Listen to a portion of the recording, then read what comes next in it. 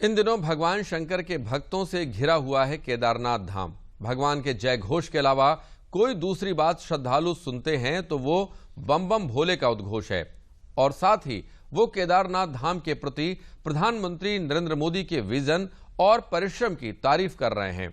केदारनाथ धाम और उसकी पहुंच के रास्तों में यात्रियों के लिए जो सुविधाएं पीएम मोदी के निर्देश पर तैयार की गई हैं, उसने केदारनाथ की यात्रा को हर किसी के लिए सहज के साथ साथ यादगार बना दिया है।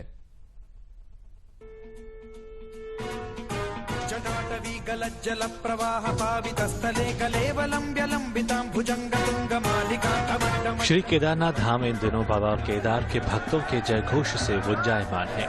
रिकॉर्ड संख्या में श्रद्धालु बाबा के दरबार में पहुंच रहे हैं। एक तरफ केदार धाम के दर्शन का सौभाग्य भक्तों को मिल रहा है, तो दूसरी ओर केदारनाथ में हुए पुनर्विकास कार्यों को लेकर वो खुश भी हैं। खास तौर से श्री केदारनाथ धाम की यात्रा को सहज और सुविधाजनक बनाने के लिए यात्री पीएम मोदी को धन्यवाद कह रहे हैं। काफी अच्छा लगा, काफी अच्छी व्यवस्थाएं की है। जब हम चढ़ के भी आए तभी भी काफी अच्छा व्यवस्था की हुई है। सारी टॉयलेट्स है और पानी पीने के कूलर्स वगैरह रखे हुए हैं, तो वैसे तो काफी अच्छी व्यवस्थाएं है। और ये परिसर भी काफी अच्छा उन्होंने बना दिया है, बैठने के लिए काफी अच्छी जगह है। एंड जब यात्री आते हैं तो हम काफी अच्छे से यहाँ पे 1-8 घंटा बैठ के आराम से सारे सारे पूरे नेचर का फील लेके बैठ सकते हैं, बिकॉज जगह इतनी ब्यूटीफुल है। तो हमें तो काफी मजा आया। तो हम मोदी जी को स्पेशली इसके लिए थैंक्स बोलना चाहेंगे कि इतना सारा इतनी अच्छी व्यवस्था है और इतना अच्छा डेवलपमेंट कर रहे हैं वो यहाँ। मैं यूपी सहारनपुर से आई हूँ और मैं मोदी जी को थैंक यू बोलना चाहूंगी कि उन्होंने बहुत ज्यादा डेवलप करा है कि अब यहाँ पर कोई भी लोग आ सकते हैं, आराम से दर्शन कर सकते हैं। बहुत सारी चीजें डेवलप भी हुई हैं और ये बहुत अच्छा है कि हर कोई यहाँ पर आराम से दर्शन कर सकता है। साल 2013 में आई आपदा के बाद शायद ही किसी को भरोसा था कि केदारनाथ धाम का इस तरह विकास भी हो सकता है। पीएम मोदी ने केदारनाथ धाम के पुनर्विकास का सिर्फ विजन ही नहीं दिया, बल्कि ये सुनिश्चित भी किया कि सभी काम तय समय पर ही पूरे हों। बात चाहे मंदिर परिसर के विकास की हो या वहाँ तक पहुँचने के रास्तों की। शंकराचार्य जी की समाधि को एक बार फिर और अधिक दिव्य स्वरूप में स्थापित करना हो या फिर सरस्वती तट पर घाट का निर्माण, मंदाकिनी पर बना पुल हो या फिर बाढ़ से सुरक्षा के लिए निर्माण कार्य, यात्री सेवाओं और सुविधाओं से जुड़ी पहल जमीन पर उतर चुकी है। प्रधानमंत्री मोदी जी ने जो यहाँ पर पुनर्निर्माण के कार्य करवा रहे हैं, बहुत ही काबिले तारीफ काम किया है। और यात्री आप कह सकते हैं कि एकदम भगवान श्री केदारनाथ के 500 मीटर दूर से ही दर्शन कर सकते हैं।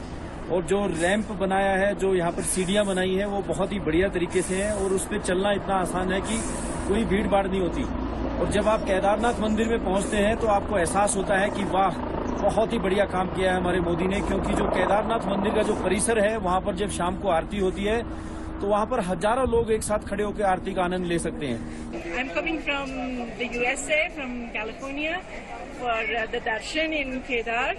It was a beautiful experience. We started climbing from Gaurikund. As soon as we came up, it was just a beautiful experience. I think everybody should come here and get the darshan of Kedarnath and go ahead and feel that experience. It's so divine. इतना ही नहीं, अब PM Modi के प्रयासों के चलते केदारनाथ धाम सहित चारों धाम की सड़क मार्ग से यात्रा भी सुकून भरी हो गई है, जिससे श्रद्धालुओं का समय बच रहा है तो यात्रा भी और सुरक्षित हो गई है। पहले डर रहता था मन में कि केदारनाथ धाम की यात्रा बहुत ही ज्यादा कठिनाई वाली है और रास्ता बड़ा जो है बहुत लंबा है और जाम बहुत रहता है। बट जब हम यहाँ पहुँचे, अब हम रुद्रप्रयाग में इस समय, तो जो ये रोड को देखा है तो बहुत ही अच्छी ये रोड है, बहुत ही आरामदायक सफर रहा हमारा। अब मैंने देखा हम 4 घंटे में यहाँ पे पहुँच गए हैं और हमें कोई समस्या नहीं आई।